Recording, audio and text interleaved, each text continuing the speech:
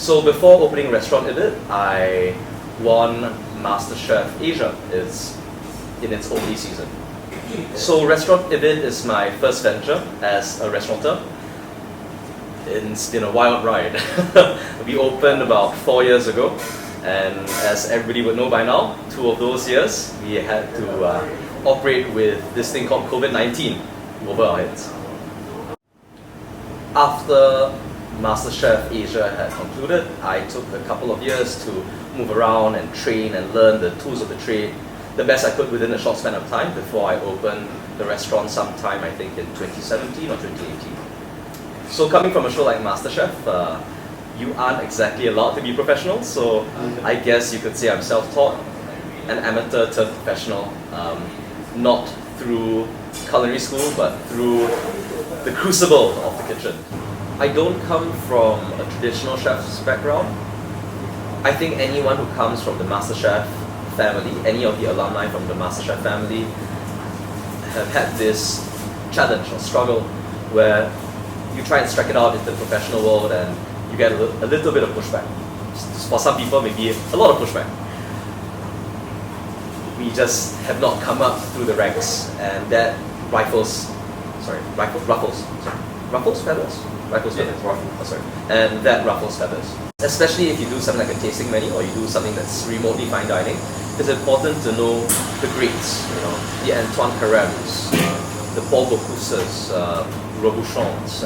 It's important to know, especially if you come from the French fine dining world, the traditions, you have to know that because you're not doing your team or the title of chef a service if you don't. And because of that, that is the approach that we take here to the development of our dishes. So here at Restaurant Ibid, we do modern Asian cuisine, and we do have a couple of dishes that have stayed on the menu. They've endured through the times. One of them we just took off the menu because it's been too long already. We used to do a little custard dish with mapo tofu on top. And mapo tofu is one of those great peasant dishes, or I wouldn't say peasant dishes, but one of those great dishes of the people in China and in the rest of Asia. Imagine like a spicy ragu-like sort of mince, with tofu on top, eaten with rice. And we did it with a bit of French touch because that's kind of where our training is from, with a crouton made from croissant dough. Another dish that we are kind of known for is our roast duck dish. This was more of, I think, a pure representation of what we are as a restaurant.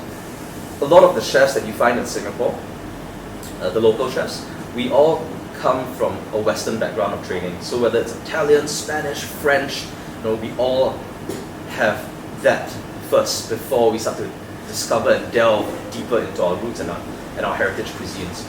And for me, the roast duck was just kind of our imprint, our mark of the map, because every great restaurant has a roast duck dish, has a great duck dish.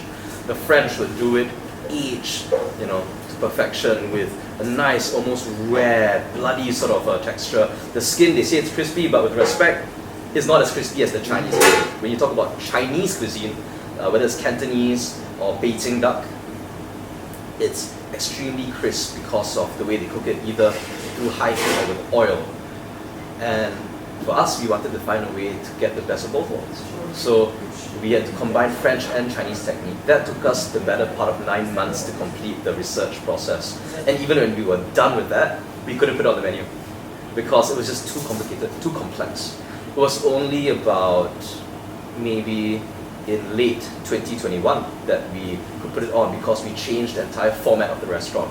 And so our duck is this beautiful, glorious thing that's maybe slightly more cooked than the French would like it, and maybe less cooked than the Chinese would like it, because medium rare does not exist in the Chinese culinary language. Unless you know that it does that, please tell me. But yeah, we cook it to nice medium to medium rare, and with a crispy skin and dusted with our own house-made 5-spice powder, which is made lovingly by one of our chefs. No longer did we take on guests at any time that they came in, but we did a single seating, a single timing.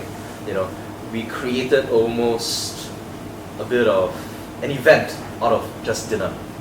Everyone comes in at the same time, get you watered up, boosted up hopefully, and everything is freshly made. So the breads come out from the oven just as people sit down. You can smell the bread wafting through the air. The ducks are cooked on the spot. Everything is cooked a la minute. And I think that really worked for us. It may not be the solution for all restaurants, but it really has been part of our DNA.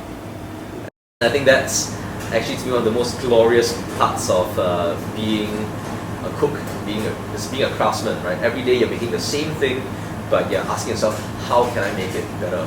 How can I make it tastier? How can my pastry be flakier? How can my duck skin be crispier? How can the meat be juicier? How can the vegetables be more tender? And all these things just kind of inform our approach to cooking. And I mean, even for me, to beverage, because we don't exactly have a beverage manager or sommelier. It's how I approach things like cocktails, beers, wines. There's a view out there that getting a star for the restaurant could have a rather damaging effect on business. I see it, I understand it, I think I acknowledge it. It is just part of the game, right? You get the star, people expect more. If you raise your prices because of the star, although you shouldn't, they expect more and more and more. And I think it depends. It's all about managing expectations. The moment someone walks in, they can feel whether the place is more casual, whether it's really formal, and it's really about just managing that. For what we're doing here at Restaurant Ibid, I won't change what we do just to get the star. I want us to have the same vibes, the same style. Maybe we can have a little bit of a polish here and there, but we won't change our DNA in order to get the star. If we get the star because of who we are, it'll be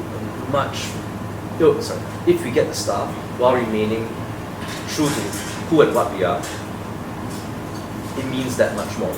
It means that a restaurant like us that may not be fully staffed, that may have a more casual vibe and more of a fun approach to food and dining and experience, and it means that restaurants like us can do it and we can get there. You don't need, well, to be fair, no one really does tablecloth anymore, but you don't need all the traditional fixings of luxury that used to be the way. And I think this paves the way forward. It's a great chance for the guide to also acknowledge that yes, this is the way we move forward. This is what it takes to get into the guide. This is what it takes to serve food and drink and experience at the highest levels of dining. And it doesn't need to have all these traditional things. If Restaurant Ibid were to be given the great honor of being awarded a star in the Michelin Guide, I don't know, it's everything and it's nothing at the same time. Why is it everything? It is a recognition of our work. It's a recognition of our striving for consistency, our attention to detail, our want to make our guests happy, to serve them good food and to give them a good time. After all, we are in the hospitality industry, not the food and beverage industry. Hospitality. At the same time, it's also nothing, because the star is for the team. The star is for the restaurant. The star's not for the guests, in my opinion. We still operate as a restaurant. Our guests still come by. They still love us. Maybe it opens the restaurant out to a bigger market, to more guests coming in. But we still cook the same food. It is just a recognition. And it's wonderful to have. I would love to have it. It will also make hiring easier, to be fair. But, it's for the team. And our guests, whether we have it or don't have it, they still love us as a company. So, in a sense, to me, it's everything and it's nothing. But it is something that we are striving for. You can run a restaurant on your own. You don't need the big money. You don't need the traditional fixings. You don't need, all the fancy stuff. And you can still get that. Because at the end of the day, what's important is food. It's beverage. It's experience. At the end of the day, isn't that what dining is? It's having a good time, and having good things to eat, and great things to drink. Everything else on top of that, that's just the icing on the cake.